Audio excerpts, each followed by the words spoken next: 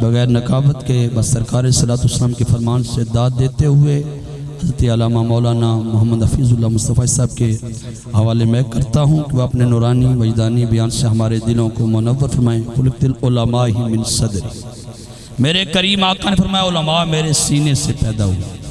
اگر اس کا شکرانہ ادا کرنے کے لیے ساری زندگی علماء سجدے میں پڑھ رہے ہیں تو شکر ادا نہیں کر سکتے۔ خلقت السادات من صلابی، فرمایا سادات میری پشت سے پیدا ہوئے۔ خلقت الفقراء من نور اللہ تعالی، فرمایا فقراء میرے رب کریم کے نور سے پیدا ہوئے۔ تشریف لاتے ہیں اجتماع حضرت علامہ مولانا محمد حفیظ اللہ مصطفی صاحب اپنے نورانی وجدانی بیان سے ہمارے دلوں کو منور فرماتے ہیں۔ آپ نے محبت بھرے انداز سے نعرہ لگانا ہے تاکہ پتہ چل جائے یہ ایم والے عشق اور محبت والے ہیں اور سننے کے لیے بےتاب بیٹھے ہیں۔ تعداد میں تھوڑے ہیں لیکن محبت میں بڑے ہیں۔ نعرہ تکبیر، راشقہ جی طرح آنا جی مہمان دا ذرا استقبال سونے انداز نہ کرو۔ نعرہ رسالت، نعرہ تحقیق، نعرہ حیدر، نعرہ غوثیہ، تاجدار ختم نبوت، زندہ باد زندہ باد زندہ باد۔ جناب تشریف لاتے ہیں۔ اللہ الرحمن الرحیم، وما ارسلناک الا رحمت للعالمین، صدق اللہ العظیم۔ دروشی پڑھیے گا۔ الصلاۃ والسلام علیک یا رسول اللہ وعلی آلک و اصحابک یا سیدی یا حبیب اللہ۔ حمد و ثنا کے بعد یہ بند کیا کریں؟ نہیں، آواز ٹھیک ہے۔ چند باتیں آپ کے گوش گزار کر کے گفتگو سمیٹ لوں گا۔ دعا ہے اللہ حق بیان کرنے کی توفیق عطا فرمائے۔ قابل عمل باتوں پر ہم سب کو عمل کر کے زندگی کی راہوں کو درست کرنے کی توفیق عطا فرمائے۔ میرے ایوان کا ایک بہت بڑا نام صف اول کے شعراء میں ان کا شمار ہوتا ہے۔ وہ خود چلے گئے لیکن اپنی یادیں، اپنی باتیں چھوڑ گئے۔ بہت تھوڑا لکھا لیکن بہت اچھا لکھا۔ اسلام آباد سے ان کا تعلق ہے۔ سید سلیم گیلانی رحمۃ اللہ علیہ، آپ فرماتے زیست یخ بستہ تھی تاریک نہا خانوں میں، ایک کرن پھوٹی اجالا ہوا ایوانوں میں، زہر آلود فضائیں تھی نمو سیاری، آپ آئے تو بہار آ گئی ویرانوں میں، کس نے اللہ سے ٹوٹا ہوا رشتہ جوڑا، ان سا محسن نہ فرشتوں میں نہ انسانوں میں۔ حضور کی جلوہ گری سے پہلے یہ جہاں نہیں تھا، پوری دنیا میں اندھیرے تھے۔ آقا تشریف لاتے ہیں اور تشریف لا کر کے بٹکی انسانیت کو ہدایت کی راہیں دیتے ہیں۔ وہ معاشرہ جو اخلاقی قدریں کھو چکا تھا آ کر کے اخلاق بحال کرتے ہیں۔ وہ معاشرہ جو رشتوں کی قدریں کھو چکا تھا، میرے کریم نے آ کر کے انہیں رشتوں کی قدریں سکھائی۔ ماں بہن بیٹی کے ساتھ ان لوگوں کے رویے کیا تھے، آئیے سنیے گا۔ ماں باپ کے ساتھ اولاد کے رویے انتہائی تلخ تھے۔ اسلام سے پہلے ایک بہت بڑا فلسفی اپنے والد کو زد و کوب کر رہا تھا۔ سوال کیا گیا کہ اس بوڑھے کا جرم کیا ہے، تو سماج کا پڑھا لکھا بیٹا کہتا ہے کہ میں عالم بالا میں تھا تو اس نے مجھے عالم اسفل میں دھکیل دیا، اب یہ اسی لائق ہے کہ اس کو مارا جائے۔ ابو لہب مرہ ایک بہت بڑا دانشور مرنے لگا تو سوال کیا کہ جب تو مر جائے تو ہم تیری قبر کے کتبے پر کیا لکھے؟ اس نے کہا کہ لکھنا، اور بے ڈھنگی سی بات کہی نا کہ یہ وہ ہے جس کو اس کے والدین نے جنم دیا، لیکن یہ غلطی اس نے نہیں کی۔ اس نے شادی نہیں کی تھی، اس کے بیوی بچے نہیں تھے۔ یہ مجرم اپنے باپ کو ٹھہراتا تھا۔ اور ماں کے ساتھ کیا سلوک تھا؟ ماں ترکے میں بٹی، ماں منڈیوں میں بکی۔ 3 بیٹوں نے اپنی سگی ماں کو 900 دراہم میں فروخت کر دیا اور پھر آپس میں وہ تقسیم کر لیے گئے۔ یہ اسلام سے پہلے رویے تھے۔ اور اسلام ماں باپ کو کتنی قدریں عطا کرتا ہے، جنت کو کھینچ کے ماں کے قدموں تلے رکھ دیا اور فرمایا اللہ کی رضا والد کی رضا میں ہے، اللہ کی ناراضگی والد کی ناراضگی میں ہے۔ ایک حدیث کے لفظ ہیں کہ اللہ کی رضا والدین کی رضا میں ہے اور اللہ کی ناراضگی والدین کی ناراضگی میں. جس نے ماں باپ کو ناراض کیا اس نے اللہ کو ناراض کیا. جس نے ماں باپ کو راضی رکھا اس نے اللہ کو راضی کیا. تو میرے نبی نے آ کر کے ماں باپ کی قدریں بحال کی. لیکن یہاں رکیے گا دوست، میں اور آپ جس دور سے گزر رہے ہیں اور بغور اگر ہم دیکھیں تو آج ماں باپ اولاد کے رویوں سے سخت نالاں اور دکھی ہیں. وہ ساگر نے کہا تھا کہ کون کہتا ہے کہ ظلمات نے دم توڑ دیا ہے، ہم پھر اندھیروں میں چلے گئے. میرے نبی تو آ کر کے ماں باپ کی قدریں سکھاتے ہیں. یہ پچھلے دنوں وائرل ویڈیو آپ نے ایک دیکھی ہوگی کہ ایک نالائق بیٹا پاؤں سے جوتا اتارتا ہے، اس پہ تھونکتا ہے اور باپ کے منہ پہ مارتا ہے. اس نے دھکے بھی دیے، ٹھڈے بھی مارے، گالی بھی دی. اور ہم نے اس بوڑھے کے بارے میں ہمیں خبر ملی کہ اس نے 40 سال پردیس کے دھکے کھائے. ہاں، خواب دیکھتے دیکھتے بوڑھا ہو گیا کہ آنے والے کل میں یہ اسائے پیری بنے گا، بڑھاپے کا سہارا بنے گا. صاحب، فطری محبت وطن ہے اور پردیسیوں کی سب سے بڑی قربانی وطن چھوڑنا ہے. ہم تو اپنوں میں رہتے ہیں، خوشی غمی میں شریک ہوتے ہیں، لیکن وہ بیچارہ کہاں ہزاروں میل دور ہماری خوشیاں خریدنے جو ہے وہ دیس سے پردیس چلا گیا اور خواب دیکھتے دیکھتے بوڑھا ہو گیا. اور وہ اتنا نالائق نکلا کہ اسی باپ کے منہ پہ اس نے ٹھڈے مارے، گالی دی. اور یاد رکھیے گا دوست، ماں باپ اگر ہمارے رویوں سے دکھی نالا ہوئے تو عرش کا رحمان ہمیں کبھی بھی معاف نہیں کرے گا. آخرت میں نالائقوں کے لیے سزا ہے. وہ مت خیال کریں کہ آخرت میں ہی ہوگی نا، چلو دنیا جو ہے وہ اچھی گزار لیں، ایسا نہیں ہوگا. ماں باپ کے جو نافرمان ہوں گے، نالائق ہوں گے، انہیں دنیا میں بھی اللہ رسوا کر کے مارے گا. ہاں، زندگی سے ہم راستہ مانگیں گے، زندگی ہمیں راستہ نہیں دے گی اگر ہمارے ماں باپ ہمارے رویوں سے دکھی اور نالا چلے گئے. ان کی قدر ان کی زندگی میں کرو بھائی، یہ ایک بار آتے ہیں، دوبارہ نہیں آئیں گے. ناراض گئے تو ہمیں اللہ کبھی بھی معاف نہیں کرے گا. اور جنہوں نے ماں باپ کی قدر کی، عزت دی، ان کا خیال رکھا، ان کی خدمت کی، تو آپ ان لوگوں کو بھی پڑھ کے دیکھ لیجئے گا ان کے نام کتنے بڑے ہیں. وہ آج بھی لوگوں کے دلوں میں دھڑکن بن کے آباد ہیں. یار، میرے نبی یمن کی طرف منہ کرتے ہیں، قمیض کے بٹن کھولتے ہیں، لمبے لمبے سانس لیتے ہیں اور کیا فرماتے ہیں؟ مجھے یمن کی طرف سے یار کی خوشبو آتی ہے. آپ جانتے وہاں کون تھے؟ وہاں حضرت اویس کرنی رضی اللہ تعالیٰ عنہ. یار، ساری زندگی حضور سے ملاقات نہیں ہوئی، شرف صحابیت سے ممتاز نہیں ہوئے، لیکن انہوں نے خیر التابعین کا لقب پایا. اعزاز کیسے ملا؟ ماں تھی، آنکھوں سے نابینا تھی، پیچھے کوئی خدمت والا نہیں تھا. خدمت روک لیتی ہے. تو میرے نبی صحابہ سے فرماتے ہیں، تمہیں جب کبھی اویس ملے نا تو اس سے کہنا کہ میری امت کی مغفرت کی دعا کرنا. جو بیٹے فرما بردار ہوتے ہیں وہ مستجاب الدعوات بنتے ہیں. اچھا، حضرت اویس کو جنت پہ روک لیا جائے گا، حکم ہوگا ذرا پیچھے پلٹ کے دیکھو، ہزاروں نہیں لاکھوں لوگ ہوں گے، جہنم واجب ہو چکی ہوگی. اختیار دیا جائے گا کہ اویس جس طرف تیری انگلی کا اشارہ ہوگا، اور جو اس اشارے میں آئیں گے، تھوڑے نہیں ہوں گے یار، لاکھوں ہوں گے، اویس کو حکم ہوگا اپنے ساتھ جنت میں لے جاؤ. یہ ماں کی خدمت کا صلہ ہے. یہ راضی ہیں تو اللہ راضی ہے. بڑا معروف واقعہ آپ نے علماء سے ایک بار نہیں 1000 بار سنا ہے. موسیٰ علیہ السلام ایک دن اللہ سے عرض کرتے، یا اللہ، جنت میں میرا ہمسایہ کون ہوگا؟ فرمایا فلاں کسائی. آپ اس کا عمل ڈھونڈنے کے لیے اس کی دکان پہ آئے، اپنے بارے میں خبر نہیں دی کہ میں اللہ کا نبی موسیٰ علیہ السلام ہوں. اس کے مہمان بنے اور مہمان بن کے اس کے گھر تک آئے. اچھا، گھر داخل ہوئے تو ایسا نہیں ہوا کہ وہ نظریں چرا کے پیچھے حجرے میں چلا گیا. عموماً جو رویے بوتل برگر چھپا کے لے جاتے.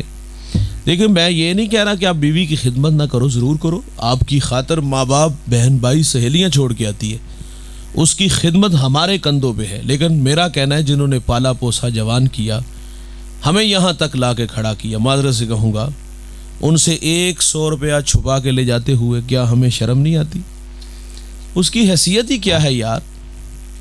تو خیر، موسیٰ علیہ السلام فرماتے جب گھر داخل ہوئے تو میں نے کیا دیکھا؟ اس نے سب سے پہلا کام یہ کیا، لکڑیاں جمع کی، آگ جلائی، اس پہ ہنڈیا رکھی اور اپنے ہاتھوں سے کھانا بنایا.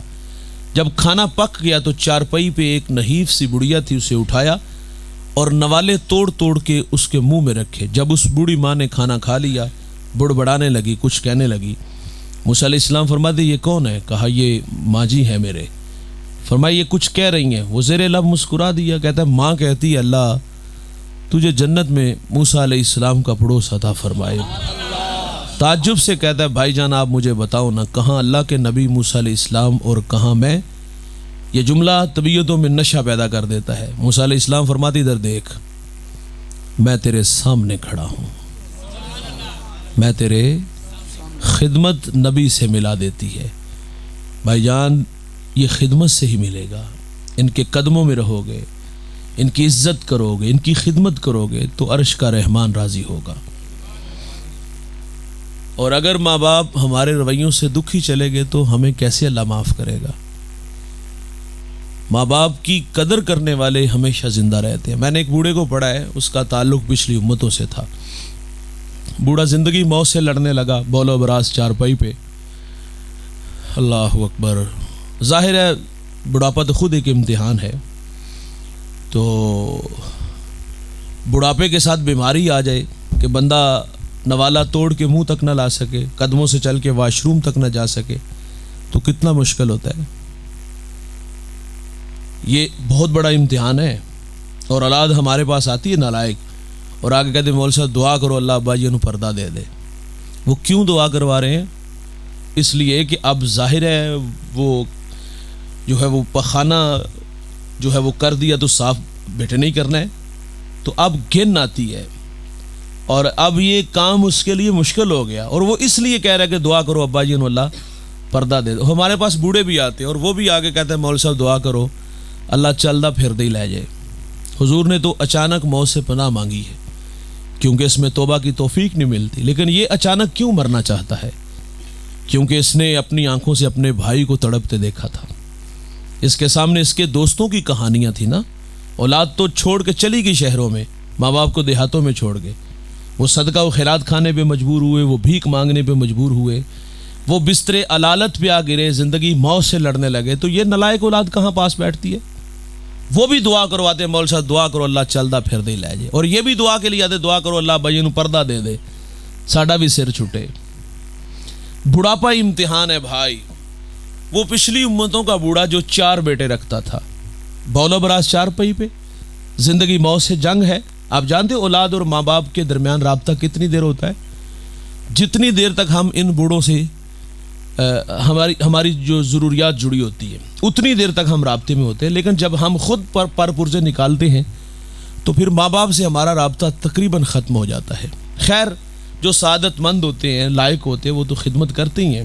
4 بیٹے رکھتا تھا، تو 4 میں سے جو سب سے چھوٹا تھا وہ بیٹا لائق تھا، فرما بردار تھا۔ اس نے بھائیوں کو جمع کیا، کہا والد بیمار ہیں اور عجیب پوزیشن ہے اس وقت، یعنی کہ اس وقت اس نے کہا عجیب سا میرا سوال ہے آپ لوگوں سے، وہ یہ ہے کہ میں آپ کے سامنے اپنی رائے رکھنے لگا ہوں کہ اگر باپ کی خدمت میں کروں تو وراثت سے مجھے کچھ نہیں ملے گا، اور اگر آپ کرو گے تو آپ کو کچھ نہیں ملے گا۔ یہ اختیار آپ لوگوں کو ہے، چاہے باپ رکھ لو چاہے دولت رکھ لو۔ تینوں نے نظریں ملائی، دولت کے بھوکے تھے نا، دولت لے اڑے، اور اس کی آرزو تھی کہ میں اپنے والد کی خدمت کروں، اور اس نے پھر تا دم آخر جب تک باپ زندہ رہا خدمت کی، اور جب بوڑھا دنیا سے گیا تو بیٹے پہ راضی تھا۔ ہمارے دیہاتوں میں جب بوڑھے راضی ہوتے تو ایک جملہ کہتے ہیں، مرنے تک اس کا نشہ نہیں اترتا، اور میں کہتا ہوں مرنے سے پہلے اپنے ماں باپ سے وہ جملہ ضرور کہلوائیے گا، لیکن اپنے امر رویے سے راضی ہو کے کیا کہتے، جا پتر ہاں تینوں ستی خیرانے۔ تو وہ اس حال میں دنیا سے گیا کہ بیٹے پہ راضی تھا، غربت کی لکیر پہ کھڑا ہے یار۔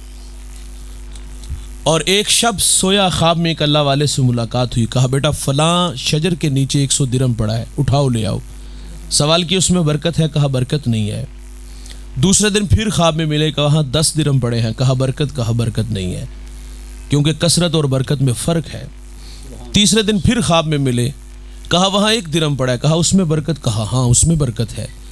درہم اٹھایا، بازار آیا، وہاں ایک دکاندار آوازیں دے رہا تھا کہ 1 درہم میں 2 مچھلیاں لے کے گھر آیا، ان کے پیٹ چاک کیے تو ان سے 2 قیمتی موتی نکلے۔ ایک موتی لے کے بازار آیا، سنار کو دکھایا، وہ زمانہ اچھا تھا، بھلا تھا، آج تو لوگ دھا لگا لیتے ہیں۔ اس نے کہا پورے بازار میں اس کی کوئی قیمت نہیں دے سکتا۔ بات بادشاہ وقت تک پہنچی، اس نے جواہری بلائے، ایک موتی کی قیمت کیا طے پائی؟ 10,000 درہم، 20,000، 25,000؟ نہیں دوست، ایک موتی کی قیمت 30 خچر، ان پہ جتنا سونا لاد لیا جائے۔ सोना उठा के घर ले आया, बादशाह ने दोबारा तलब किया, और मोती रखते हो? कहा रखता हूँ। बेचते हो? कहा हाँ बेचता हूँ। रेट? कहा रेट अब मेरी मर्जी का। कहा मांगो, क्या मांगते हो? कहा अब डबल लूँगा। 60 खच्चर सोना लाद के घर ले आया।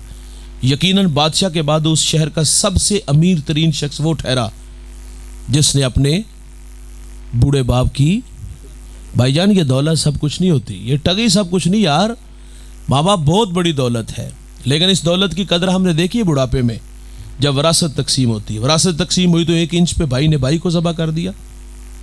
हाँ, वरासत पे झगड़ा हुआ। एक झगड़ा बचपन में होता था, वो झगड़ा कितना खूबसूरत था, काश के बुढ़ापे में भी होता। वो बचपन का झगड़ा क्या होता था, माजी के दरीचों में झांक करके देखिएगा, धुंधला सा नक्शा आप लोगों के पास ज़रूर होगा। और वो बचपन का झगड़ा क्या होता था, माँ मेरी है बाप मेरा है। काश के ये बुढ़ापे में भी होता, लेकिन बुढ़ापे में वरासत पे झगड़ा हुआ। और जब माँ बाप की बारी आती तो तमाशा देखने वाला होता है। वरासत तकसीम होगी। अच्छा, फिर इन बूढ़ों को मुखातिब बड़े अजीब तरीके से, इन्ना दा हुन की करना जे। फिर मशवरा होता है कि चलो इनका महाना लगा दें या रोज़ाना का लगा दें, 100 रुपया काफ़ी है। ये हिसाब लगाते हैं। हालांकि ये तो बुरी बात है ना यार, अल्लाह ने दिया है तो माँ बाप के सामने गिन गिन के नहीं, ऐसे ला के रखा करो कि अब्बा जी जितनी ज़रूरत है, अम्मा जी जितनी आपको ज़रूरत है आप कबूल फरमाए। यहाँ गिन गिन के देते हैं, अब इनका क्या करना है। ये रवैये हमने देखे हैं। वरासत पे झगड़ा हुआ, लेकिन जब माँ बाप की बारी आई तो बच्चे नजरें चुराते हैं, घर छोटा है, खर्चे ज्यादा हैं। कुछ नलायक कहते ये बूढ़ा खांसता तो मेरे बच्चों की नींद खराब होती है। हाँ, कुछ नलायक कहते ये अब 4 महीने तू नहीं मेरे कढ़ाना पा, मैं 4 महीने रखा नहीं। ओ भाई, आशिकों की तरह खिदमत करो यार, तुम्हारी खातिर परदेश के धक्के खाए, तुम्हारी खातिर यार फैक्ट्रियों में 18 घंटे मेहनत मजदूरी की। और ये ख्वाब देखते देखते बूढ़े हुए कि कल को हमारे बच्चे ना रेडी पे फल बेचे, हमारे बच्चे ना जो है वो साइकिल पे फेरी लगाएं, ये ना मिस्त्री के पीछे दाबड़ा उठाएं। और माँ बाप की आरजू होती है बड़े लोग बने, लेकिन हम इतने बड़े हो गए कि यार माँ बाप नजर ही ना आए। ये इनका कद इतना ही छोटा हो गया। इनकी कदर इनकी जिंदगी में करो। अगर ये नाराज गए ना, जिंदगी से रास्ता मांगोगे, जिंदगी रास्ता हमें नहीं देगी। बाज नालायक बच्चे हमने देखे, वो अलग ज़िंदगी गुजारना चाहते हैं। शादी के बाद ज़ाहिर है बाज़ का तो घरवाली की भी ख्वाहिश होती है कि मैं अलग ज़िंदगी, तो कोई बात नहीं, इस्लाम रुख्सत देता है, घर मांगे तो सदे। लेकिन ये बुरी बात है कि आप बरादरी में उन्हें परे पंचायत में जलील करके आप अलग हों अफामो तफहीम से। यार माँ बाप का नहीं दिल करता, पाला पोसा जवान किया, ख्वाब देखते देखते बूढ़े हुए हैं यार। उनकी आरजू होती है कि इस आंगन में कोई पोते पोतियाँ खेलें और हम उनके साथ अपना दिल बहलाएं। उनकी आरजू होती है यार कि ये हमारे साथ कुछ वक्त गुजारे। अगर आपने फैसला कर ही लिया अलग जिंदगी गुजारने का, तो जलील करके क्यों यार, रुसवा करके क्यों यार, शोर करके क्यों यार, बरादरी को जमा करके क्यों यार। बुढ़ापा तो इम्तिहान होता है ना, बाज का तो हवास भी कायम नहीं होते, बाज का तबीयत में चिड़चिड़ापन आ जाता है, वो लात तंग आ जाती है। वो कहती है ऐसी उनकी में इन्होंने बर्दाश्त करिए। इनकी कदर मेरे दोस्त इनकी जिंदगी में, और जिन्होंने जिंदगी में कदर की उनकी कदरें आज भी बहाल है। और जिन्होंने माँ बाप को दुख दिया, तकलीफें पहुंचाई, अजियत से दो चार किया, दुनिया में भी जलील होके मरेंगे और आखिरत में दावर महशर जो क़यामत का मुनसफ है उसके सामने जाएंगे तो सवाए शर्मिंदगी रुसवाई के कुछ भी नहीं मिलेगा।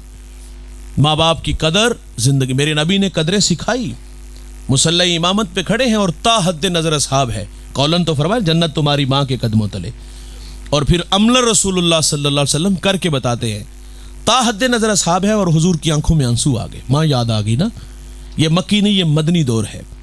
यहाँ आदाब की आयतें उतर चुकी, यहाँ सहाबा कितार अंदर कितार खड़े हैं। यार दुखों का दौर देखा हो ना, जिसने खुशहाली आई तो इंसान आरजू करता नहीं कि काश मेरे माँ बाप होते तो मेरे सर पर इज्जत की दस्तार देखते। मैं और आप अपना माजी पलट के देख ले, कल तक कहाँ खड़े थे। एक वक्त का होता था, एक वक्त का होता ही नहीं था। अचार से रोटी खा लेते थे, गंडे से खा लेते थे, गुड़ से खा लेते थे। हमें तो याद आता है, हमें तो बिल्कुल नहीं यार महसूस होती। आकाश याद रखना चाहिए, वो लस्सी में नमक मिर्च डाल के बाबा जी उसमें रोटी भिगो करके खा ली जाती थी। वो किसी ने फ़कीर से पूछा, बाबा जी सबसे मज़ेदार चीज़ कौन सी होती है? उसने कहा पुत्र भुख हुंदी है। याद आता नहीं ज़माना, वो वीरान और उजड़े दस्तरखान, और आज दस्तरखान पे अनवाओ अकसाम के खाने फल, غربت امتحان تو ہے اور چھوٹا نہیں بہت بڑا امتحان ہے.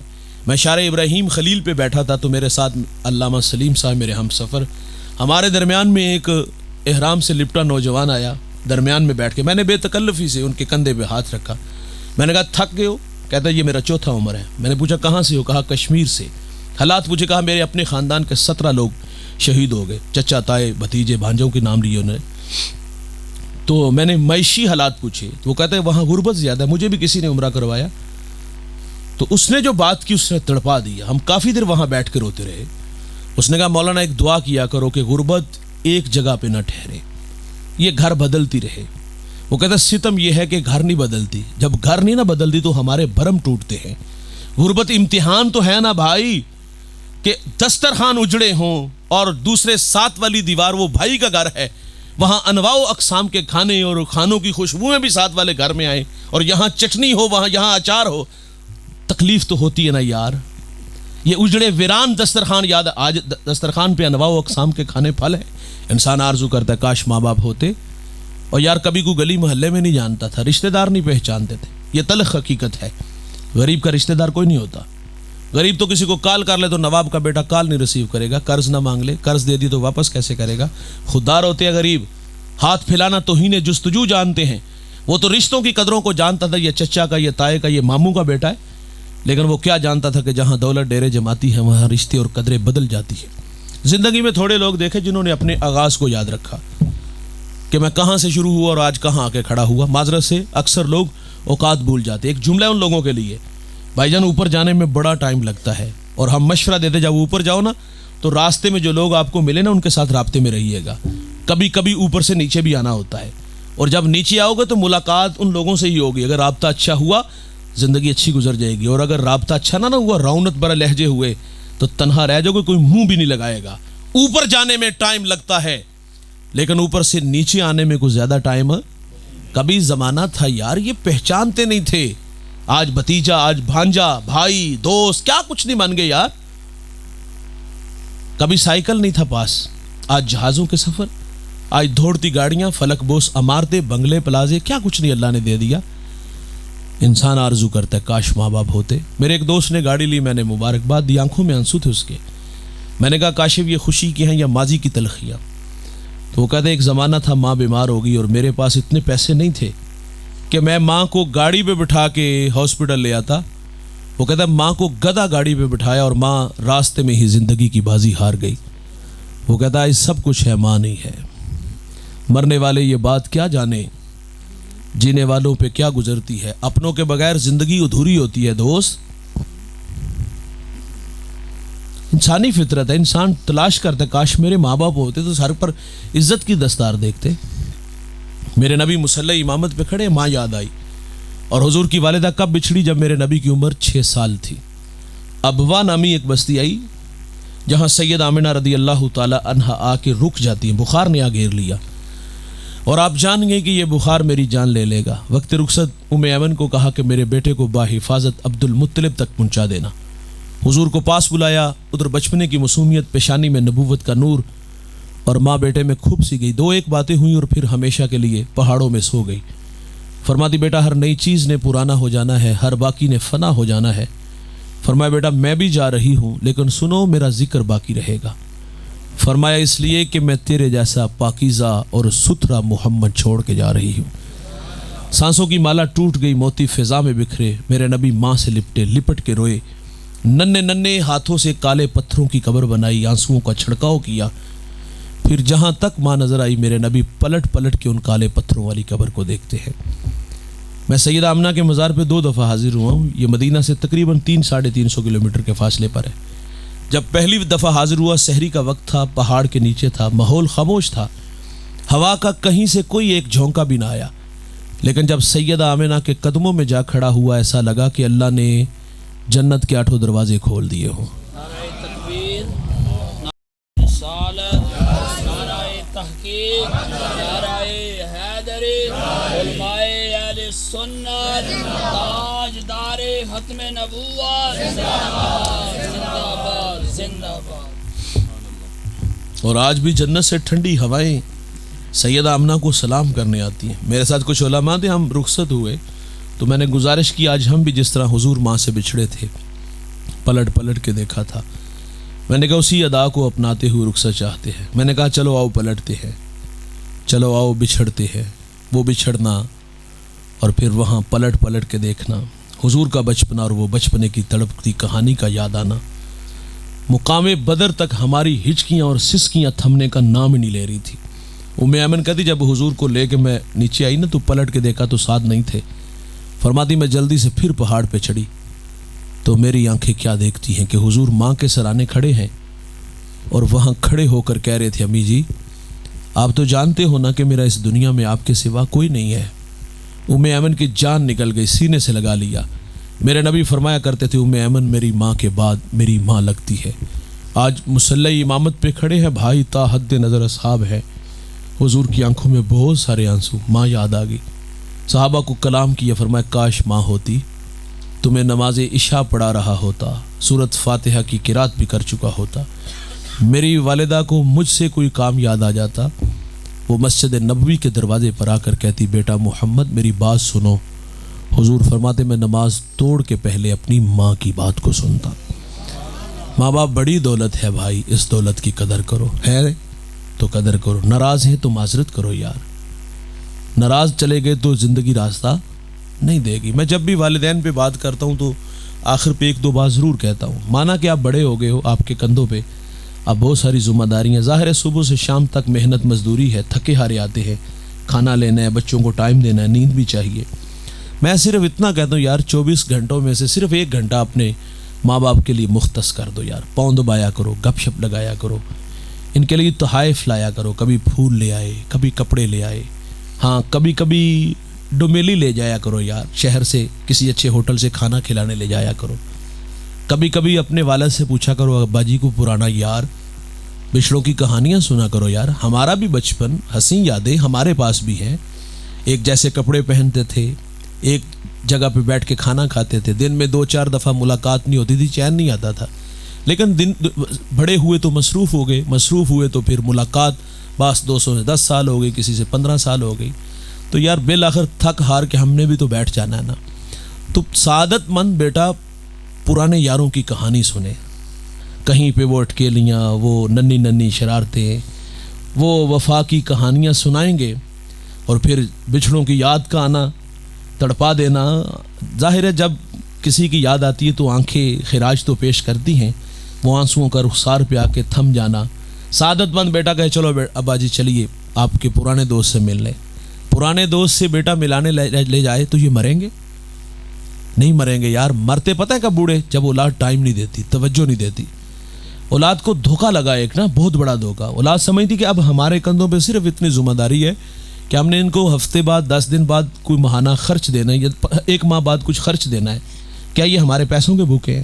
میرا سوال ہے یار کیا انہوں نے کبھی زندگی میں پیسہ دیکھا نہیں ہوتا؟ وہ بڑا کمایا ہوتا ہے یار، کما کے خرچ بھی ہمارے اوپر کیا ہوتا ہے۔ میرا کہنا پیسے سنبھال کے رکھو، آپ کے کسی کام آئیں گے، نہیں چاہیے انہیں آپ کا پیسہ، انہوں نے زندگی میں بڑا کمایا تھا۔ ہم سمجھے جس طرح ہمارے ساتھ دوسرے مفاد کے رشتے جڑے، یہ بھی مفاد پرست ہے، کوئی گاڑی، کوئی آپ سے گھڑی مانگتا ہے، کوئی موبائل مانگتا ہے، ماں باپ جب بھی بات کریں گے تو یہی کہیں گے پتر دل اداس ہو گیا، ایک چکر دل آ جا، نہیں چاہیے یار آپ کا پیسہ، انہیں ٹائم دیا کرو یار، ان کے ساتھ وقت گزارا کرو۔ مرتے اس وقت ہے جب ہم انہیں وقت نہیں دیتے۔ 6 ماہ ہماری ان سے ملاقات نہیں ہوتی، ہاں ملاقات کبھی سرے راہ ہو جائے تو بات سلام کر کے گزر گئی، اتنی ہی ملاقات۔ کتنا تڑپتے ہیں، کتنا سلگتے ہیں کہ اس اولاد کی خاطر میں نے کہاں نہیں محنت مزدوری دھکے نہیں کھائے، اور آج میں بوڑھا ہو گیا، کام کے قابل نہیں رہا، تو اب اولاد بھی میرے پاس نہیں بیٹھتی، مجھے وقت نہیں دیتی۔ تو بھائی جان ہماری خاطر انہوں نے بڑے دکھ سہے ہوتے ہیں یار، انہیں ٹائم دیا کرو، ایک گھر میں رہ کے اجنبیوں والی زندگیاں نہ گزارا کرو۔ دوست کو دیکھ کر باہیں پھیلاتے ہیں، باپ کو دیکھ کے رستہ کیوں بدلتے ہیں یار؟ کنڈا کھڑکاتا ہے، جہاں جی چاہتا ہے لے جاتا ہے، بوڑھی ماں بوڑھے باپ ترلے کرتا ہے، ہم کیوں نہیں پرواہ کرتے؟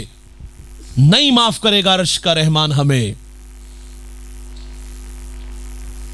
ان سے اداس ہوا کرو یار، ان کے قدموں میں بیٹھا کرو، راز و نیاز کی باتیں کیا کرو، دل کی باتیں کیا کرو، مشورہ کیا کرو۔ پڑھے لکھے ہو سکتا ہے آپ زیادہ ہوں، لیکن تجربات آپ سے زیادہ رکھتے ہیں، زندگی کے گور سلیقے ملیں گے ان کے قدموں میں بیٹھیں گے، لیکن میں نے عرض کیا 6 ماہ نہیں ملتے ہم۔ میں کھاریاں کے پڑوس ایک جگہ حاضر ہوا، میرا جو میزبان تھا وسیم عباس ان کا نام ہے، ان کی والدہ کا ختم پاک تھا سالانہ، تو میں وہاں والدین کی عظمت پہ ہی بات تھی، تو میں نے وہاں ایک بات سنائی. میرے ایک ملنے والے ہیں، وہ کہتے ہیں میں والدہ کو دکان پہ لے گیا، جوتا خریدنا تھا، دکاندار نے 6-7 قسم کے جوتے دکھائے. میں نے والدہ سے پوچھا اماں جی پسند کون سا ہے؟ تو مجھے کہتی بیٹا سارے سونے نے. تو وہ کہتے ہیں میں نے دکاندار سے کہا سارے پیک کر دو. والدہ نے کہا بیٹا ایک چاہیے. کہا ماں تجھے سارے پسند ہے تو پھر سارے لے کے جائیں گے. اچھا یہ کہیں کہیں دیکھا ہے، ورنہ تو ہم گن گن کے دیتے ہیں، اور جو دیتے اس کا حساب بھی لیتے کہ ابا جی اماں جی تھوڑے خرچے گڑے نے. تو یہ بات میں نے وہاں سنائی تو وہ وسیم مجھے گاڑی تک چھوڑنے آیا، دل کو چھو گیا اس کی بات. وہ کہتا ہے مولانا میں نے ایک دن والدہ کو کال کی کہ اماں جی کی کر رہے ہو؟ تو مجھے کہتی پتر ساگ بنا رہی ہیں، کھانا ہی تھی آ جا. وہ انگلینڈ میں ہوتا ہے. وہ کہتا ہے کہ بھائی جان یہ حکمن نہیں کہا، اگر حکمن بھی کہا ہے تو کیا ڈومیلی سے جانا تھا؟ اسلام آباد سے، لاہور سے، مظفر گڑھ سے، مظفر آباد سے نہیں بھائی، ہزاروں میل دور بیٹا دیار غیر میں ہے، رزق حلال کی تلاش میں ہے. بیٹا دیار غیر میں حکمن نہیں کہا، ماں نے ویسے لاڈ نال کہہ دیتا کہ پتر کھانی تھی آ جا. کہتا ہے مولانا یہاں چوٹ لگی. میں 3 گھنٹے میں ایئرپورٹ پہ تھا، وہاں سے فلائٹ لی اور 9 گھنٹے میں پاکستان، اور ماں کے ہاتھ کا پکا ہوا کہ ساگ بھی کھایا تھا.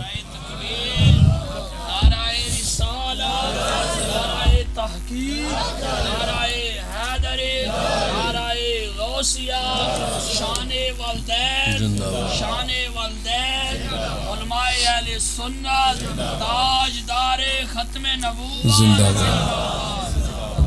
یار محبت کہاں ہواؤں فضاؤں میں اڑاتی ہوئی ماں کے قدموں میں لے آئی. ہم ایک ہی گھر میں رہ کے اجنبیوں والی زندگیاں گزارے اور کہیں کہ ابا جی تسی مر گئے، اماں جی تسی مر گئے تے میں نہیں آواں گا، میں مر گیا تے تسی نہ آواں گا. مرنا جیونا ختم کر لیا.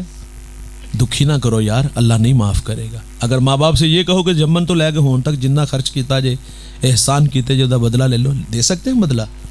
ان کی تو ایک مسکراہٹ کا ہم بدلہ نہیں دے سکتے یار. تو میرے نبی نے آ کے ماں باپ کا وقار بلند کیا. آپ پڑھیے گا معاشرے کو. بیٹی کے ساتھ کیا سلوک تھا؟ بیٹی کو منحوس کہتے تھے، بیٹی کو زندہ درگور کرتے تھے. سنن دارمی کا حوالہ ہے، ایک صحابی ایمان لائے، ایمان لانے کے بعد عرض کرتے حضور میں نے زمانے جاہلیت میں اپنی بیٹی کو پانی کے کنویں میں ڈبو کے مارا ہے، آج بھی اس کی چیخیں سنائی دیتی ہیں. عرض کی حضور جب دھکا دیا اس کے قد سے بڑا پانی تھا، وہ غوطہ کھا کے جب اوپر آئی اور اس نے مجھے دیکھا اور مجھے دیکھ کے کہتی ہائے میرے ابا مجھے بچا لے، ہائے میرے ابا مجھے بچا لے. میرے نبی اتنا روئے کہ ساری داڑھی آنسوؤں سے تر ہو گئی. فرما سناؤ دوبارہ، بتاؤ مجھے جب تم نے اپنی بیٹی کو دھکا دیا، وہ ننھی کلی غوطہ کھا کے اوپر آئی، اس نے تیری طرف دیکھا اور تجھے دیکھ کے اس نے کیا کہا؟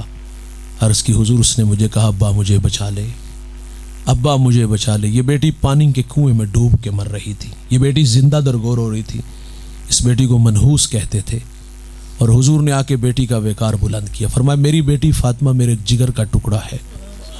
بیٹی ملنے آتی تو حضور اٹھ کے بیٹی کا استقبال کرتے ہیں، جس جگہ خود بیٹھتے ہیں وہاں ساتھ فاطمہ الزہرا کو بٹھاتے ہیں. اچھا حضور جب سفر کے لیے تشریف لے جاتے تو سب سے آخر پہ فاطمہ الزہرا کو ملتی، اور جب واپس تشریف لاتے تو سب سے پہلے فاطمہ الزہرا کو ملتے. امت کو تعلیم دی، گھر میں کھانے کو کچھ لاؤ، پہلے بیٹی کو دو اور پھر بیٹے کو دو. میرے نبی نے آ کر کے بیٹی کا وقار بلند کیا. آپ کو اس معاشرے میں کچھ گھر ایسے ضرور ملیں گے، ہاں بیٹیوں کی قدریں بحال ہیں الحمدللہ، بیٹیاں پیاری لگتی ہیں، بیٹوں سے زیادہ محبت کرتی ہیں، لیکن آپ کو اس معاشرے میں گھر ملیں گے، اور بالخصوص یہ جو ظالم معاشرہ ہے ہمارے ہاں سسرال کا، اس معاشرے میں ایک گھر میں 2 بہو ہیں، ایک کے ہاں بیٹے زیادہ ہیں اور ایک کے ہاں بیٹیاں زیادہ ہیں. مجھے بتائیے گا عزت کس کی زیادہ ہے؟ ہاں جس کے ہاں بیٹے زیادہ ہیں. اور بہت ساری عورتوں کو سر طلاق اس وجہ سے ہوئی کہ اس کے ہاں بیٹیاں کیوں زیادہ ہوئیں. مجھے ایک بڑھیا نے کال کی مول صاحب دعا کرو اللہ میری بیٹی کو بیٹا دے. میں نے کہا ماں جی پہلے اولاد نہیں، کہتی 4 بیٹیاں. میں نے کہا بیٹیاں رحمت ہیں، بیٹیاں تو باپ کے جنازے کی رونق ہوتی ہیں اماں. تو انہوں نے کہا دھمکی دی ہے انہوں نے اگر بیٹا نہ ہوا تو اس کو اپنے گھر میں رکھنا. کیا آپ بھول گئے وہ میاں والی کا شفاق باپ جس نے اپنی 6 یا 7 دن کی ننھی کلی کو اپنے ہاتھوں سے گولیوں سے اڑا دیا؟ اس کا یہی جرم تھا نا کہ وہ بیٹی تھی. میری شادی ہوئی تو میں نے اللہ سے ایک دعا کی تھی، یا اللہ مجھے پہلی بیٹی دینا. میرے لیے وہ بہت بڑا دن کہ جب میرے ہاں بیٹی ہوئی تو ہم ہاسپٹل میں تھے تو 7 والے کمرے سے رونے کی آواز آئی. میں نے ماں جی سے کہا دیکھے اللہ خیر فرمائے، ماں چل بسی یا بچے کو کچھ ہوا تو مجھے واپس آ کے بتاتی چوتھی بیٹی ہوئی ہے، اودا رونا پہ آئے۔ ہم تو ایک انگلی بھی نہیں بنا سکتے، تقدیر سے کیوں لجتے ہیں یار؟ اللہ کی مرضی، وہ بیٹیاں دے، وہ بیٹے دے، وہ نہ دے۔ میں ٹوبا ٹیک سنگھ ایک جگہ حاضر ہوا، میرا جو میزبان تھا اس نے مجھے دعا کے لیے کہا، وہ بے اولاد تھا، میں نے اس کے لیے دعا کر دی، لیکن تڑپا دینے والی کہانی سنیے گا۔ وہ کہتا ہم 6 بہن بھائی ہیں، 5 بھائی اور 1 بہن، اور وہ کہتا ہے کہ ہم سب شادی شدہ ہیں، اور شادیوں کی عمریں بھی اس نے بتائیں، 18 17 20 سال اس طرح اس نے بتائی، اور تڑپ کے کہتا ہے کہ ہم سب بے اولاد ہیں، 6 بہن بھائی، سب شادی شدہ اور سب بے اولاد۔ یہ تو اللہ کی مرضی، اللہ کسی کو امتحان میں ڈال دے، وہ نہ دے، یہ اس کی مرضی ہے نا یار۔ لیکن بیٹیاں ہوں تو ہمارے ہاں تو ہم تو مبارکباد بھی نہیں وصول کرتے، بیٹا ہو تو پورے گاؤں میں ہم مٹھائیاں بانٹتے ہیں، بیٹی ہو تو سیدھے منہ سے بات بھی نہیں کرتے۔ تو حضور نے آ کے بیٹی کا وقار بلند کیا۔ بہن کے ساتھ کیا سلوک تھا؟ وہی جو بیٹی کے ساتھ۔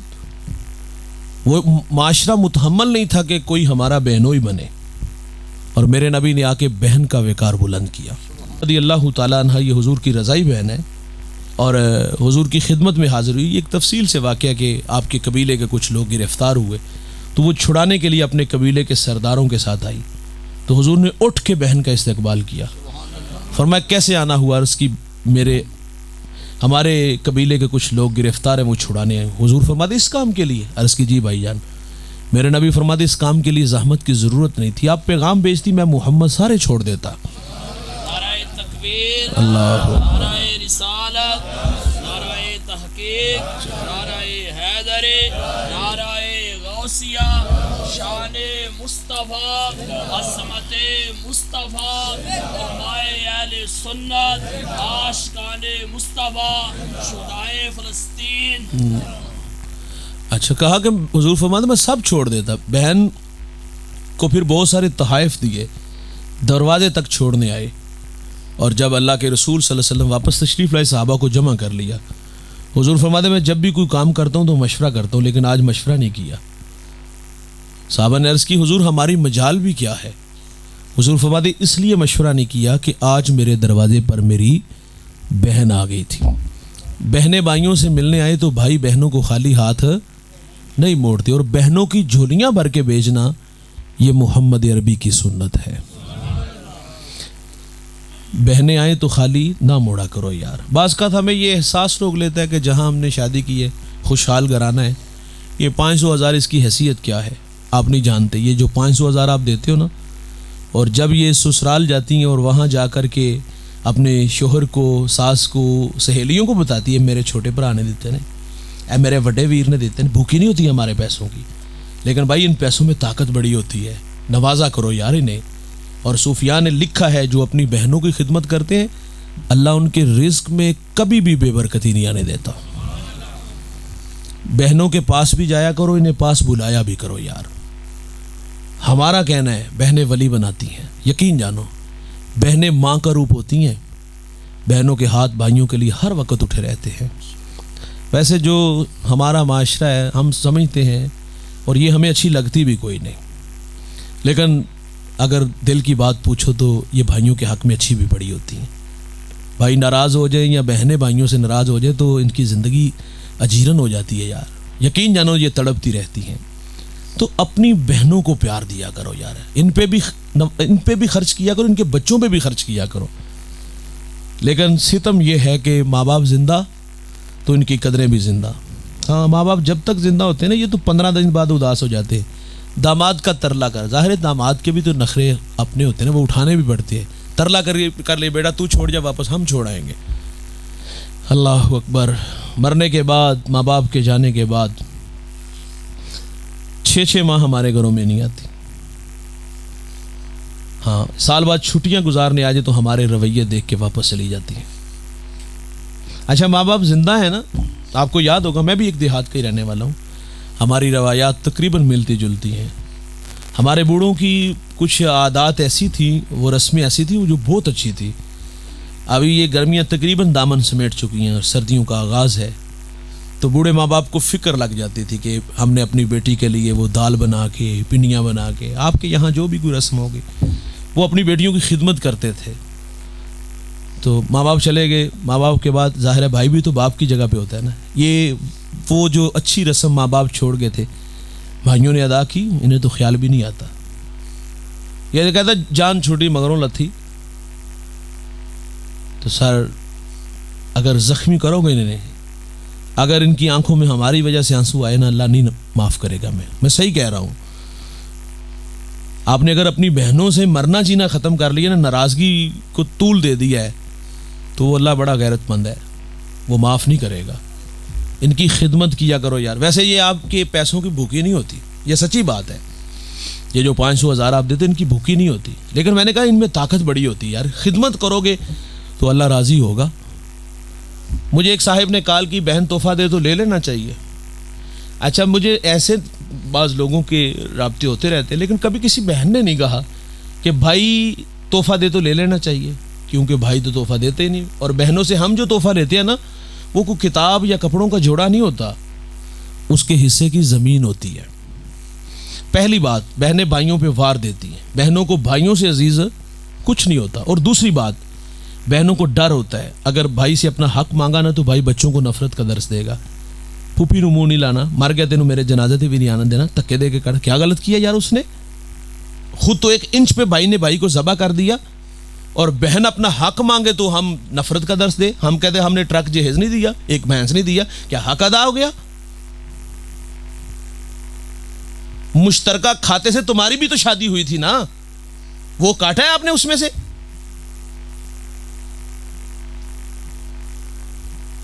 میں نے عرض کیا آپ کے پیسوں کی بھوکی. اچھا ہم نے کچھ بہنیں ایسی بھی دیکھی ہیں، اللہ اکبر، بوڑھی ہو گئیں، بچے جوان ہو گئے، بیٹیاں بالغ ہو گئی، تو بڑھاپے میں آ کے بہن ترلا کرتی کہ بھائی میں اپنی ذات کا جہاں تک معاملہ تھا تو میں نے تو کبھی خیال بھی نہیں آیا تھا. اب بچے بڑے ہو گئے، بیٹیوں کی شادی کرنی ہے، میاں مزدوری کرتا ہے، بچے بھی مستری کے پیچھے دابڑے اٹھاتے ہیں، مشکل سے گھر کا بسر اوقات ہوتا ہے. اگر آپ مہربانی فرماؤ جو میرا ہے وہ مجھے دے دو. کچھ غلط کہا؟ بھائی 20-25 سال بہن کا حق کھایا، فصل ہوئی، فصل سے نفع آپ نے لیا، اس نے نہیں لیا. اس کو آپ نے صرف ایک دفعہ وہ جہیز دیا تھا، ٹرک دیا تھا، اس سے ہٹ کے کچھ بھی نہیں دیا. تو آج بہن 25 سال بعد آپ نے 25 سال وہاں سے اس کا حق کھایا جو آپ کا تھا نہیں، تو آج وہ ترلا کر کے آپ سے مانگنے آئی ہے. تو بھائی نظریں اٹھا کے یہاں سے اٹھا کے ماتھے پہ رکھ لیتے ہیں، وہی رویے پھر کہ آجا پھر عدالتیں لڑ لینے، ویکھ لینے. حدیث کے لفظ سنیے گا، جس نے کسی کا 1 انچ بھی دبایا ہوگا نا، قیامت کے دن حکم ہوگا کہ جہنم کے پیندے میں فلاں جگہ اس کی امانت پڑی ہے، وہاں سے اٹھا کے لاؤ. بھائی جان یہ جو پیچھے کوئی فش فارم بنا ہے اتنا گہرا نہیں ہوگا کہ وہاں سے جا کے اٹھا کے اب لے آؤ گے. نہ، میرے نبی مسجد نبوی میں تشریف فرما، دھماکے کی آواز آئی. فرمایا صحابہ جان تو یہ آواز کیسی تھی؟ اللہ رسول بہتر جانے صحابہ عرض کرتے ہیں. فرمایا جہنم میں ایک پتھر پھینکا تھا، آج اس کی گہرائی میں پہنچا ہے. 70 سال لگ گئے، 70 سال پہلے فرمایا ایک پتھر پھینکا تھا، آج گہرائی میں پہنچے. 70 سال جاتے لگیں گے، اور 70 سال ہے تو ایک ڈبکی کتنے سال کی ہوگی؟ 140 سال کی. وہ امانت اٹھائے گا، اوپر لے آئے گا، ہوش ہوگا، لیکن ہاتھ سے پھر گرے گی. جہاں سے اٹھا کے لایا وہیں جا گرے گی. اور یہ عذاب اس کو ایک بار نہیں بار بار دیا جائے گا. جس نے کسی کا 1 انچ بھی دبایا ہوگا، یہاں تو پورا پورا حق کھا جاتے ہیں. تو میرے نبی نے آ کے بہن کا وقار بلند. ناراض ہیں تو یار راضی کر لو یار، انہوں نے راضی کرنا کڑا مشکل ہے، یقین جانو کوئی مشکل نہیں ہے. اور آخر پہ آخری بات اور گفتگو سمیٹ لیتے ہیں. میرے نبی نے آ کر کے بیوی کو عزت عطا فرمائی. عرب معاشرے میں دیکھیے گا بیوی کو پاؤں کا جوتا خیال کرتے تھے. یہ ہمارا ہمسایہ ملک ہندوستان، اس کی تاریخ اٹھا کے دیکھ لو. شوہر دنیا سے چلا گیا، اس کو آگ میں جلا دیتے. وہ کہتے جس چتا میں یہ جل رہا ہے، اس جن آگ کے شعلوں سے یہ الجھ گیا، تم بھی چھلانگ لگاؤ اور وفا کی کہانی مکمل کرو.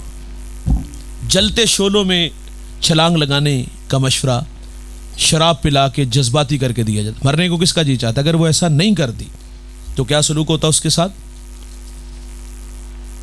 اس کو بند کمرے میں ڈال دیتے، اس کی جھولی میں مینگڑیاں ڈال دیتے، سر کے بال اتار دیتے، وہ دوسری شادی بھی نہیں کر سکتی تھی۔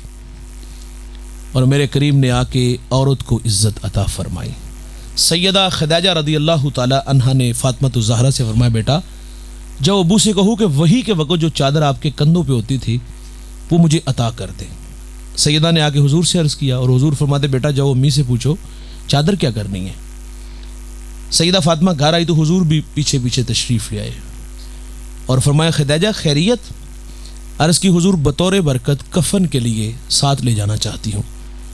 تو میرے نبی فرماتے آپ چادر مانگ رہی ہو، اگر جلد بھی مانگتی میں محمد تمہیں وہ بھی عطا کر دیتا۔ نعرہ تکبیر، نعرہ رسالت، نعرہ تحقیق، نعرہ حیدر، علماء اہل سنت، عاشقان مصطفیٰ۔ عائشہ رضی اللہ تعالیٰ عنہ پانی نوش فرما رہی ہیں، فرمایا اس میں سے کچھ بچا لینا، انہوں نے بچا لیا۔ فرمایا اب یہ بتائیں کہ آپ نے کہاں ہونٹ رکھ کے پانی پیا؟ عرض کی حضور جہاں ہونٹ رکھے میرے محمد وہیں لب رکھ کے پانی پیتے۔ حضور تو عورت کو عزت دیتے ہیں، اور معذرت سے کہوں گا آج بھی ہمارے کچھ گھر آپ کو ایسے ضرور ملیں گے، بلکہ بہت سارے ملیں گے جو عورت کو پاؤں کا جوتا خیال کرتے۔ میں ایک گھر کا جھگڑا تھا، وہ حاضر ہوا، بات سنی، کوئی اتنی بڑی بات نہیں تھی، وہ کہتے ہیں آٹا گنڈ نہیں دے ہل نہیں کیا ہوئے، چھوٹی چھوٹی باتیں۔ تو میں نے صرف اتنا کہا کہ چلو اماں جی جان دو یہ بھی تو کسی دی تھی ہے نا۔ اس بڑھیا نے پاؤں سے جوتا اتار کے اس کے بھائی کے منہ پہ مارا، اور آواز کیا تھی؟ جتی پوری آئی نہ آئی تو لا کے سٹ چڑی۔ یہ عورت کہہ رہی ہے یہ بھی تو کسی کی بیٹی ہے نا، اس کے ہاں بھی تو بیٹیاں ہیں نا۔ تو ایسے لوگ آپ کو مل جائیں گے جو عورت کو پاؤں کا جوتا خیال کرتے ہیں۔ حضور نے آ کر کے بیوی کو عزت عطا فرمائی۔ ہم لوگ باہر بڑے اچھے ہوتے ہیں، معذرت سے کہوں گا، وہ میاں صاحب فرماتے ہیں لوکی منو منہ آتے خول چڑھا کے مل دے۔ ہم اچھا بننے کی باہر بڑی اچھی ایکٹنگ کر لیتے ہیں، ظاہر ہے وہ مصنوعی ہوتے ہیں نا، اخلاق اچھے ہوتے تو گھر میں بھی اچھے ہوتے، باہر اچھے اور گھر میں آ کے گالی دی، گھر میں آ کے ہم نے جناب وہ فرعونی لہجے اختیار کر لیے۔ تو اپنے رشتوں میں آپ کے نکاح میں آنے والی بیوی جو آپ کی خاطر ماں باپ بہن بھائی سہیلیاں چھوڑ کے آئی ہے، اس کی خدمت بھی اور اس کی عزت بھی ہمارے کندھوں پہ ہے۔ حکیم لقمان سے کسی نے سوال کیا کہ آپ نے لوگوں کا علاج کیا، شفا کیسے ملی؟ کہا دو پڑیاں تھیں میرے پاس، ایک محبت اور ایک عزت۔ تو کسی نے کہا فرق نہ پڑے، فرمایا مقدار بڑھا دیا کرو۔ سر آپ گھر والوں کو عزت دیا کرو یار، یہ آپ کے نکاح میں آئی ہے، یہ کام جو اس نے کیا نا، ماں باپ بہن بھائی چھوڑ کے آئی ہے، یہ قربانی آپ دے سکتے ہیں؟ کبھی بھی نہیں ہوتا۔ یہ اس کی قربانی چھوٹی نہیں، بہت بڑی قربانی ہے۔ اس ماحول میں آ کے رہ رہی ہے جہاں کے لوگوں کو وہ جانتی بھی نہیں ہے، اور پھر سب کے مزاج کے مطابق اس کو آنے میں ظاہر ہے کچھ 6 ماہ سال تو لگیں گے نا، تو پھر وہ خدمت بھی کرتی ہے، اور پھر ہمارے رویے بھی اتنے تلخ ہوتے ہیں، جب چاہا رسوا کر لیا۔